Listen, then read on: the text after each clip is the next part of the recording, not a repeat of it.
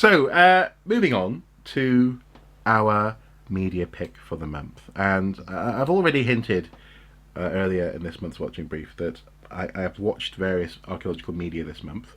But the one that really stands out for both of us, in fact, is a historical piece of media. And this was a very interesting collection, I suppose you could say, or footage. It was called Moon Landing Live on Channel 4. It's still on Channel 4's online rewatch service for another 19 days, in fact. And it's to quote the description here, the final program relives the nail-biting last day of Apollo 11's great adventure as Neil Armstrong and Buzz Aldrin make their precarious final descent to the moon.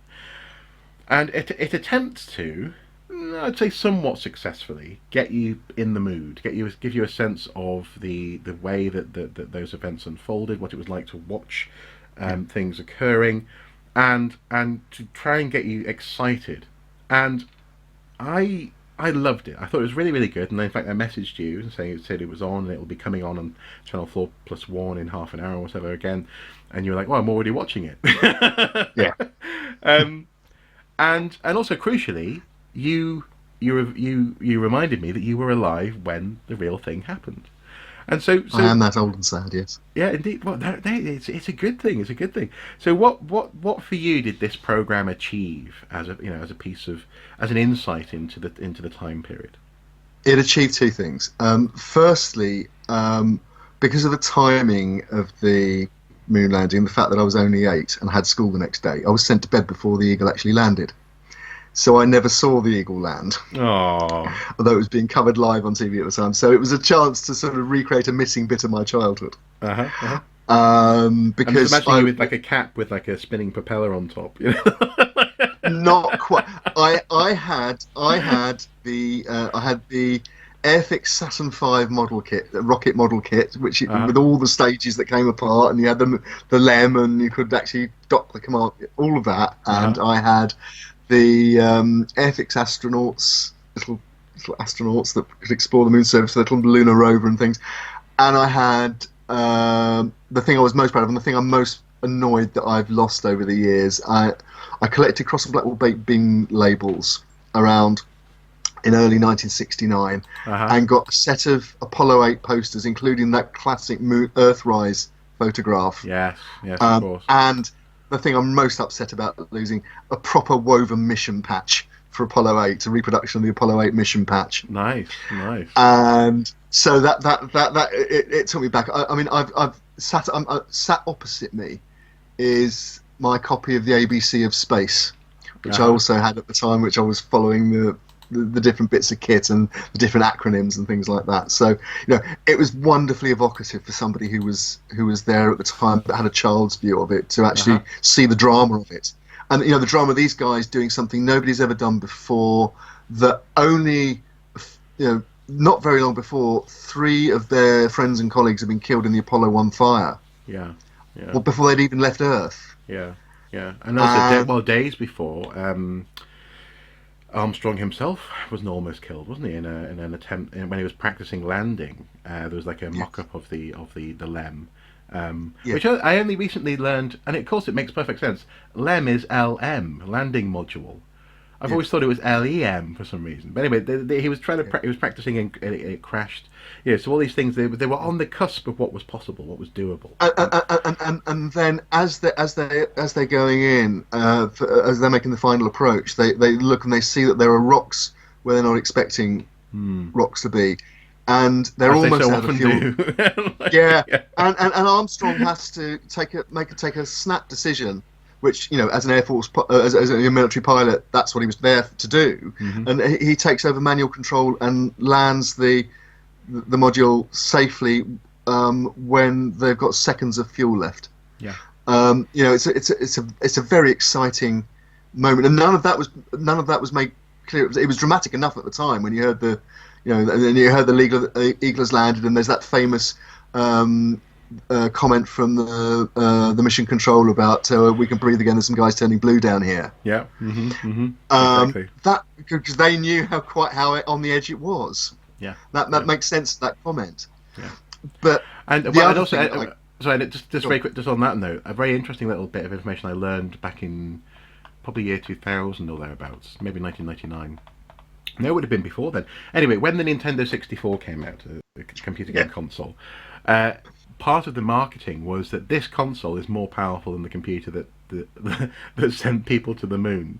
Never mind, people often say that about mobile phones these days, but exactly, yeah, exactly. That'll take yeah, me to the moon. Yeah. Except precisely, that yesterday afternoon it had black screen of death, a little bastard. yeah. Yeah, indeed. No operating system. Well, actually, no. But that's the other thing as well. There was an operating system problem, wasn't there? They were getting the computer Had to reboot. didn't work. Yeah. Yeah. Just remarkable. But also something else that I learned while watching this was the Russian mission as well that was happening at the same time. And I wasn't aware that it existed, but also I wasn't aware that people weren't sure whether it was a manned mission or not. This was a last-ditch effort by the Soviets to be present close to the finishing line, wasn't it? Absolutely. And in fact, if anybody wants a really good read, Jed Mercurio, who wrote The Bodyguard, wrote a very good counterfactual novel about the Russian space program and the Russian manned attempt to land on the moon called Ascent. Highly recommended. It's a really good read. Okay. Now the other thing that I got from it, you asked me what I got from watching it, as an archaeologist, what I got from it was it is not very often that you get to watch an archaeological site being formed, let alone the first archaeological site relating to us leaving this planet and going somewhere else. Yeah. Tranquility Base is the first. Yes, they're the surveyor, the surveyor craft and the Russian lunokhod and so on that went to the moon before July '69. Yeah. They are archaeological sites too, but in terms of they're not occupation sites. They're not occupation. At the first human occupation site off this planet, we were watching it being formed in front of our eyes, and that was really actually quite moving. I think quite remarkable. Very, very nice. I did and hopefully some people watching this have seen it. I did a video in my series about future archaeology from the year 5142 or whatever it's called, where at the end of that, the person who's dispatching, sending off a dispatch, reflected on the fact that the moon is probably the most intensively occupied site, other than Earth, in all of human space. And again, it's a sci-fi idea, but I think it's probably going to be true. It's probably going to be true that the moon will become akin to Earth in that sense. It'll be seen as just another place where humans live at some point in the not too distant future. And perhaps along with others. Well, indeed. Now, hopefully, fingers crossed. If we can get there, if we can just get. But by the way, when you were looking back from the advantage of, when you were looking back from the advantage of 5142 and the advantage of hindsight, have we actually managed to Brexit yet? I'm not. No. 50p in the swear jar. We're not doing that. But I imagine, and this is hinted at in that perspective, because obviously, I'm exploring the future as well in those videos. I imagine that the concept of nationhood will be seen as a quaint and bizarre thing at that point, hopefully. Which it is in the United Federation of Planets in Star Trek, and in fact, they don't have money. Exactly. I want to get back to aiming for Star Trek. I want to be ever closer as humanity, not ever more split up into fiefdoms. But that to one side. That's not Brexity swear jar. That's just a philosophical reflection. When I was watching this, I remember. So I turned to my wife and we were thinking about how actually, in many ways, we could not relate to this footage in the same way. It was not possible for us to get that sense of anticipation and excitement and fear, even.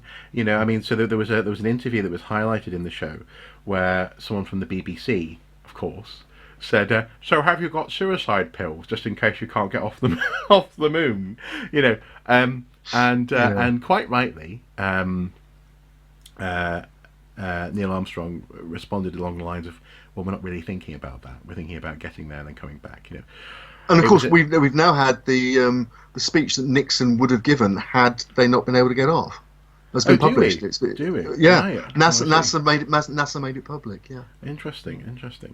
Um, and so it was interesting in that sense. We couldn't relate to that because our lives have been lived entirely in the space age. We absolutely live in a world where people went to the moon, and so it was. I found it interesting. I enjoyed basking in the footage. I enjoyed seeing, for example, reactions from reporters in Berlin. This kind of thing. Yeah. Who would you like to go out on a date with? This kind of thing. Probably Neil. No, Buzz. But it was interesting just knowing that, and in that sense, you and I are on two sides of that cusp. You remember the excitement.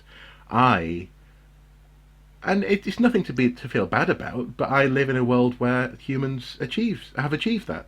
That's that. Yeah. It's interesting. It's an interesting little reflection, and as you say, I live in a world where that is an archaeological site. I've only ever lived in that world. You live in a world or have lived in a world where it became an archaeological site, and again, that's interesting. Absolutely, but also, and I just make the point, and it's been made before. It's not an original one, but making it personal. My grandmother was born in 1904, the year the Wright brothers first heavy in the air Oh, flight, right, yeah. and lived to see people land on the moon and Concorde fly across the Atlantic in 3 hours. So I mean, it's The strides, yeah. absolutely like the human landmarks. But I made the point in a Facebook post, and it's the point I think I'd like to finish on as a thought point, a talking point for our viewer. I found the image of Neil Armstrong's boot on the moon, that iconic photograph of the ribbed sole of his boot in the moon dust, as moving and also very reminiscent of the famous footprints from Laetoli, which are 3 million years old. Yeah. Well, Yeah. Australopithecines. Australopithecines, Yeah. absolutely. So you got early hominids, and this little piece of humanity contacting the Earth Yeah. and being preserved, and it's very moving. Very much so. Can I just add a little extra media pick onto this as well? Yeah, go on. It's in the same vein though, because we also watched the day before. We also watched the film The Dish from the year 2000. Sam Neill, and it plays the head of the radio telescope in is it Queens, or there's a small. I can't remember. It was the com station, the relay com station in Australia, wasn't it? It was covering the moon missions. Yeah, well, they actually relayed the television footage of Right. for the moment of landing and Right. and getting out, exiting the vehicle. Yeah. And it's that actually for us, again, for me and my wife, as sort of post moon landing people. Parks, that's it. Parks, a community called Parks in Australia, was very helpful, and always is very helpful for us, because actually what you have there is an insight into various aspects and various reactions to it. You have the grown-ups who are very excited but not quite understanding what's going on. You have the kids who are just soaked in every aspect of the mission, as you've been alluding to. This idea of you had the models, you had the patch, you had the you have the kids who understand, this thing breaks off there and it lands there, and this is what it's fueled, and this is and you have this through the eyes of these people who don't want to let down their country, Australia. They don't want to be the weak link in the chain going back to Houston, and indeed for humanity. Making sure that from this little radio telescope in the middle of a sheep paddock in Australia, they're able to get that footage to the world. Is again a little insight. It's got comedy. It's very pleasingly Australian in that sense as well. But it's a delightful film, and it's well worth watching. So we have the sort of the attempt to relive the moment through archival footage, and we also have a dramatisation of the time. It's just coming. You're talking to Australia. Again, it's to do with space, the culture of the space race in the 1960s when I was in the late 60s when I was becoming sentient. But my first